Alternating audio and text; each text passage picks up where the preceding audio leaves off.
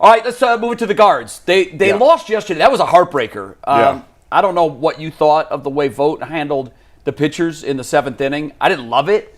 I've had a lot of questions about him lately. I have too, and after almost none last year, here and there, little things. But this year, a lot of eyebrow-raising situations, particularly lack of using the right pinch hitters, and all kinds of things. Well, Manzardo on the bench so much lately, I don't understand that. This guy's your young stud. I thought they got lucky and they got out of it, but I thought the night before when they won the second game of that series, I thought he left Hunter Gaddis in too long. Did too. He threw like 30 pitches. I felt like he did too. Yeah, so they got away with it because Kwan made a couple of great plays. But they win 2 out of 3. Yeah, it was a good series. What's your overall reaction to the whole series? What's your takeaway? I mean, listen, before the series started, I was killing the Guardians on Monday because I really made a big point lately of their inability to just develop hitters. I mean, they're so elite at developing pitchers, and they're so inept at developing hitters, and nothing's changed based on 3 games. But they pitched great these last 3 days, and that's why they won, and that's how they're going to have to win. I mean, their only chance, obviously they're not a contender in the division,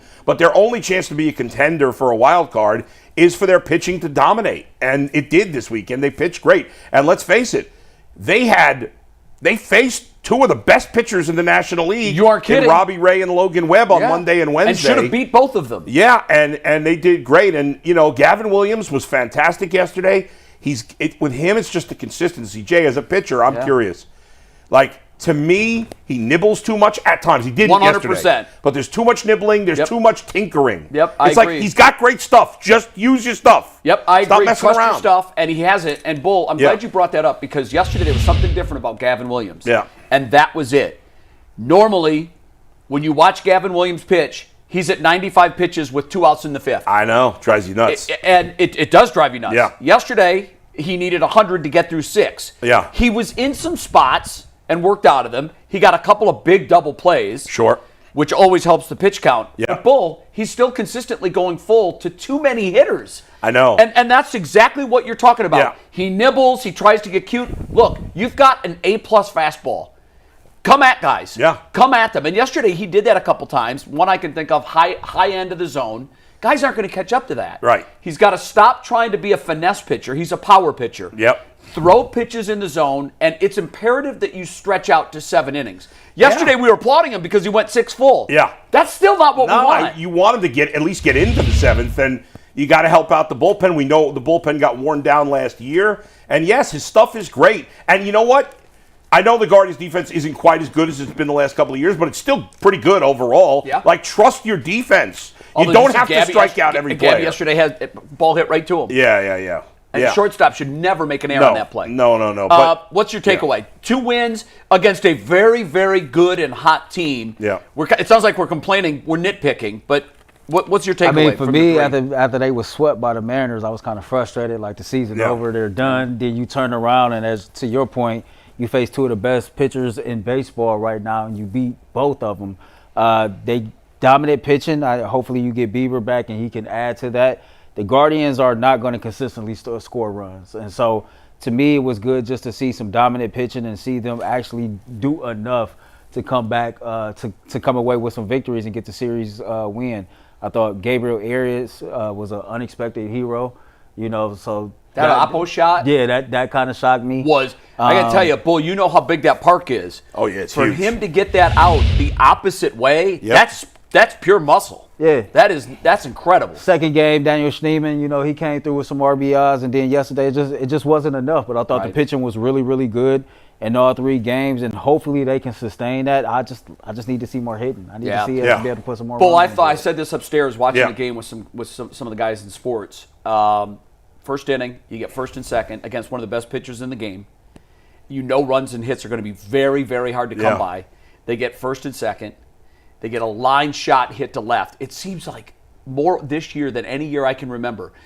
Defenses are making incredible plays against the Guardians. It's 1 a night. Yeah. And that play was massive because he left his feet and he committed, and it was a great play. Yeah. But if he doesn't catch that ball, you likely get 2 runs. Yeah, maybe 3. And that's probably the difference in the game. Yeah. It probably is. Yeah, no doubt about it. We've seen some amazing defense. If you're watching, there's a center fielder for Oakland. Well, not Oakland anymore. The Athletics. The A's. named Denzel Clark. Did you see that catch he made? I've seen some of his highlights. Bullets, oh my unbelievable. God, he climbed the fence. I mean, you know what? It reminds me a little bit of Jim Edmonds. Do you remember Edmonds? Oh yeah, with the backwards catch. Oh, his I mean, catch he was one of the incredible. all-time great defensives. But he made a couple of wall scalers and all that. But that kid is talented. We're going to see him for the next 3. Pete Crow Armstrong of the Cubs, who the Guardians are going to play too, their center fielder. God, how good he is made he an been? incredible diving catch, flipped over, and got it back on his feet to throw the ball in. Insane. So we're seeing some amazing defense. Stephen Kwan in the was it the first game or the second game? The quick throw to second base to double. That play, and then in the 9th to just.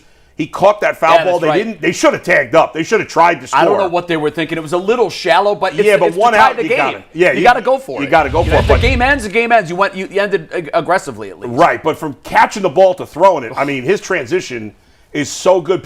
I've had a few people ask me because the Guardians lineup stinks so bad. They're like, could we move Kwan to center and it's easier to get a left fielder? And in theory, it is easier to get a left fielder. I agree with that. Kwan is so elite in left. Yeah, he is. And he's not, he'd be good in center, certainly very good. I'm not sure he wouldn't be elite in center. Why do you Maybe think he would? No, I'm not saying he wouldn't, but I know he's elite in left. I know that. I don't know that he would be elite in center. Here's the thing. When you've got a guy that can run, can catch, and can throw. He's got great instincts. His instincts are incredible. Yeah. In center field, obviously, is the pivotal position to outfield defensively because you're covering more ground. You've got both gaps. Yeah, right. And you could put, not that I want his bat back in the lineup, but you could put a guy like Giankenzie Noel in right field who's limited with his range with a big, speedy center fielder. Nolan Jones is not your prototypical center fielder. No, not at all. I mean, listen. Put him in left. Forget Giankenzie Noel. C.J. Kafis and Chase DeLauder should both be up right now. Paul. Both of them. Started. What are we doing? I don't know. I don't know. Well, what are your guys saying? You do the lockdown or the Guardians, Ultimate Guardians. What are So what we've heard about the reason they haven't called up Kafis, and this is crazy to me, but this is what we heard, that they were using him in the outfield because he's been a first baseman, right? So they've been playing him in right field, and they felt like he wasn't ready defensively. And I'm like, who cares? Giankenzie Noel wasn't a great defensive right fielder. And Kafis killed it in Akron, went up to Columbus, hit everywhere he's been. And killed it in Columbus. He's hit everywhere he's been. I don't get it, Bull. And listen, it doesn't always translate to the majors. We get it, but why would you, when you have so many zeros in the lineup? I know. Why would you not give him a chance? And DeLauder, since he's come back, is getting hotter and hotter. I'd call them both up right now. I agree with you. Let's go. You know what? This would be radical. Yeah. But I'd put Kwan in center and put those guys as your corner outfielders, and let's see what happens. And Manzardo should be playing every day. I don't understand why he gets in a slump, so you take him out of the lineup. You got 5 other guys. You okay with trading Santana? I would definitely trade Santana to free up FX. He's a piece, right? And I know you're not going to get a ton back, but you get whatever. You get something. And Santana, he's fine. Those numbers are perfectly okay. But you need to get the young guys at bats here. You have a good sense of recent history with the Guardians. This I saw yesterday, and this surprised me. Carlos Santana is number 11 all time on at-bats for the Cleveland Indians / Guardians. Wow. All time. He's 11th through Funny. his 3 stints here. You okay with trading him? Yeah. Okay. I think you got to trade him while he's hot. I really didn't when I seen when we traded away Naylor and I knew we was getting Santana back. Familiar face, I was like, okay, maybe this is a PR move because I thought Josh Naylor was a better player. Santana been around the block for a while, man. I'm at 13 seasons here 15. in Cleveland. 15 seasons here. And I like him. I love him. I just think you got to trade him. You got to get something for him. I mean, Bull is right. You got Kyle Manzardo, who has a bright future. I would play him at first base as David Fry is working back from his injury. You keep him at DH. It just makes more sense. He's taking away at bats from young guys that have potential. Like guys like Angel Martinez, guys like Kyle Manzardo, those are guys that I think have something. And so I want to see them play way more than what they're playing. And if you got to do like Santana, who's hot right now, trade him while he's hot right now. Get something for him. Get something for him. And if you don't want to do that, then I'd send David Fry to the minors. He's not hitting right now. He's struggling coming off the injury. Then put Manzardo at DH. Manzardo killed lefties the first couple of weeks of the season. Now they never play him against lefties. I don't understand. I don't understand. I don't get it at all. Let me ask you this, Bull. Yeah. This is really where the rubber meets the road question. Because this ultimately is what they're definitely discussing this in the offices. Are you a buyer? Are you a seller? You're 9.5 games behind the Tigers. Can we we don't have the wild card standings. I seen it. They it's tied a big for fourth. jumble. There's 9 teams within like 3 or 4 games. They tied for fourth though right now. Yeah, but here's the problem with that. Yeah, you're tied for fourth, but there's 9 teams within 3 games of the last spot. Yeah. I don't. 9 teams. If you had to bet today, do they make the playoffs? You say I don't think they do now. I don't Here's either. the caveat. What is Shane Bieber? If Shane Right. Bieber comes, here is the silver lining to all of this, Bull. yes. We've got a bunch of pitchers that are actually the same guy. Logan Allen, his last 2 starts, looks like he's a front of the rotation guy. Gavin Williams yesterday, front of the rotation guy. We've got pitchers that, Bybee, front of the rotation guy. But they can also look like they're a 6th starter on some teams. Yeah. I mean, I don't agree on Logan Allen. His last 2 starts, Bull, he's been great. Yeah, but he don't go past the 5th inning like ever. It seems like. Oh, he did. I think the other day. I didn't don't he? know, but Gavin Williams and Bybee, I agree with. They have front of the rotation stuff, no doubt. When does Bieber come back? Is he? I mean, I'm assuming when he comes back, he's going to be great. That's just my assumption. He always has been. We've never seen a subpar. Right, and so that gives you a chance. I just look at the team and I'm like, the lineup's just too bad to overcome right now. I agree. I just, in an American League that is so, like the National League's kind of top heavy and bottom heavy, whereas the American League outside of Detroit is just kind of everybody's pretty good outside of the White Sox and the A's. It's like everybody a else 500 is league. solid. It's like a 500 league. So- Everybody, even Tampa now. Tampa's got hot. Tampa, yeah. the Red Sox have got hot. Do you know that as of one day this week, they had 5 wins more than the A's, the Guardians. Right. Now, this is a team last year that was abysmal. Right. And they had 5 wins more. Now, I don't know how many Oakland has now. They have 31. Okay, so we have 6 wins more than the A's. Oakland A's, or the whatever A's. A's. And the A's had lost like 19 of 20 at one I know. point. Yeah. And here they are. They're Yeah. not far from us. So I never advocate being sellers when you're within a stone's throw. I don't. But agree. like you said, Yeah. I'm looking at the lineup and I'm saying, okay, let's just project that you do get in the wild card race. What is this lineup going to do against anybody? Yeah. And the other thing, I think that we have too many guys that we like enough to keep, but we don't dislike enough to trade or to just get rid Yeah. of. Like Lane Thomas, David Fry. These are guys that I like. There's things I like about them. Daniel Schneemann. There's things I really like about all of them, but are they going to win you a pennant? No, and they're also not going to get you much in a trade. None of those guys. No, they're Now, almost no value. We got time to decide. We got a month, 5 weeks till the deadline, We whatever. If the Guardians, if it's looking like they're out of it the last week of July, I would seriously consider trading Emmanuel Clase, and here's why. I said that earlier this week. Because they have that's their strength is their bullpen. Yep, There's a it lot is. of good arms. Cade Smith is ready to be can a step frontline right in, starter right? right now. And first of all, I don't believe that Clase's value is down. There's so many good teams. I think it's down from its peak last year. Sure, yes. But it's not he doesn't have zero value. No. He's still he would be a hot commodity if we put him on the market. Jay, I was looking through it because I was thinking about trades for Clase. There's 8 big market teams. Like almost any team would want him. Right. But like I know what you mean. there's 8 big market teams That could use him. really need him. Yep, Like the Yankees don't have a short thing at closer right now. The Cubs don't have a short thing at closer right now. The teams that spend, all these teams. But do they have the prospects? Okay, that's what I was going to say. Half of those teams, there's 4 teams.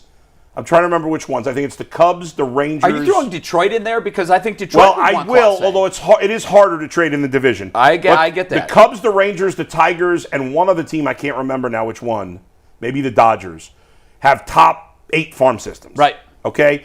So you can get a haul from those guys. Zach Meisel and I were talking about a Cubs Guardians trade. Right. Because the Cubs have something the Guardians could use. Power-hitting outfielders in the minors. boy, do we need now, again, you Plural? never know. They're in the Plural? minors. Huh? Plural? Like you said outfielders. They got more than one. Oh, yeah. The Cubs have 7 of the top 100 prospects in baseball. They have an outfielder named Owen Cassie, who's a big-time power hitter. Where is he? He's playing in AAA. Triple. Like, he's probably ready to play in the majors, but the Cubs are loaded in the outfield. They got nowhere to, he wouldn't play if they called him up. We'll take him off your hands. They also have a catcher. Now, the only thing I worried about with this guy, his name is Moises Ballesteros. Young guy. He's in AAA, younger than the average player there. He's a hitting machine. What are we talking, 20, 21? I can't remember exactly how old he is. Early He's a hitting 20s. machine. My only concern about him is I don't know if he can last at catcher. He might end up being a DH because he's kind of pudgy. Yeah. He looks a little physically like Alejandro Kirk of the Blue Jays. Hey, He's a little taller. But like Alejandro Kirk, he's a hitting machine. If you can hit, we need a hitting catcher. And so and they have a hitting an infielder. He can play anywhere in the infield. Named James Triantos, who was, I believe, their first-round pick a few years ago. So the Cubs have all these prospects, and they need a closer. To part ways with these guys? Absolutely, I think so. They traded for Kyle Tucker in the offseason. Yeah. He's a free agent at the end of the year. You got to go for it. So they're going in. They're in. Oh, 100%. And what do they need the most? The Cubs need pitching. They need a pitcher. They got a lineup. They got plenty of hitters. Yeah, I would be all for it, Bull. And normally, like I said, I'm pretty bullish. I don't love the idea of being a seller, especially when you are in. They're what? Right. A game out from the last wild card. Yeah. Something like that. Right. I wouldn't do it today unless unless they blew you away with an offer. Right. But last week of July, if they're 2 games under 500, 3 games under 500, 4 out of a wild card, 13 out of the division, and especially if there's 8 teams going for those 3 wild card spots, that builds up the price. It does. And So I'm saying 8 teams going for the wild card builds up the reason to be a seller, and builds up the price on because nobody else is trading somebody like Class A. No, there isn't another Class A, and here's the beauty of that. Yeah. Normally there's 2 or 3 teams that are in position that have the need for what you have. Right. If there's 7 or 8, absolutely, you're right. You call all 8, and you're taking the best offer by the last day of the trading deadline. Yeah. Let's see what you got. Give me you don't the best think shot. The Dodgers would want to get Class A? Gosh. How's the Dodgers farm system, though? Oh, it's great. It is? They're ridiculous. God. They're the best organization because they spend crazy and they develop great.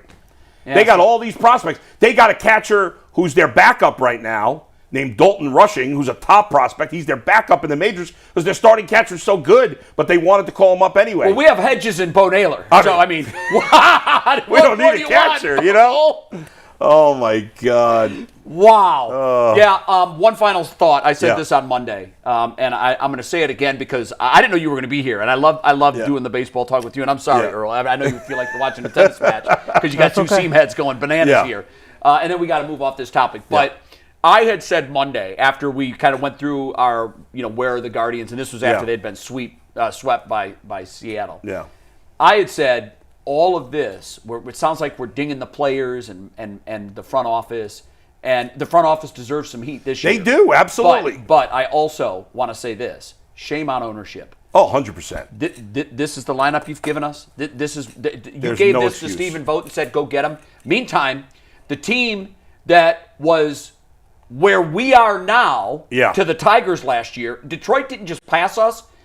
They absolutely blew past us. That's right. And now we have to watch them, a team that we beat in the first round of the playoffs last year in the wild card round, cruise to a division title. Now, all that being said, remember where Detroit was in July last year. That's true. They were sellers, and they pulled it together they did. And came within really one big hit of getting past the Guardians and playing the Yankees in the ALCS. That's true. But I'll tell you this. One last thing. We all understand the system in baseball is not great. Broken. Right? It's broken. It needs to be fixed, and there's going to be a reckoning for that in Major League Baseball. Is there? I believe so in the next couple of years. There better be. It's going to be bad for baseball in the short term because I think we may miss a whole season, which is terrible. But here's the thing. Even now, under the current system, nobody's asking Dolan to spend like the Yankees or the Mets or the Cubs or the Phillies. That's unrealistic. But can we ask them to spend like the Twins and the Brewers and the Cardinals? Absolutely. And they don't. And that's not right. I'm not asking for a $250 million payroll. It shouldn't be unreasonable for 130, 140, 150. Give us 150. I mean, and we're not even at 100. Are we? I think we're under 100. The Guardians' payroll is basically the same that it was in 2001. I think, Wow.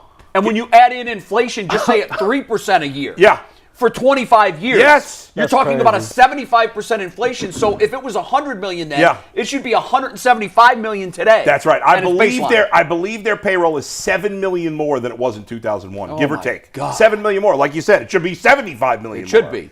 That's an indictment on one person. Yes. The guy writing the checks. 100%. And I know a lot of fans, I talk to fans all the time about where you place in the blame. And we've got a topic, and I want to tease this. I can't wait. Because we've got a fantastic topic at the end of our YouTube show. If the Browns and the Guardians switched front offices and owners, so Haslam and his team would run the Guardians, and Dolan and his team would run the Browns, what would happen? I can't wait to hear you guys. That is fast. It's a by the tough way, call. It is a tough call. And you know what? At first I go, well, it would be a wash. But no, I don't think it would be a wash. Okay. I don't think it would be a wash at all. Yeah. And we'll get into that. I think it's a great topic. Whoever came up with it, kudos, because it's a great topic.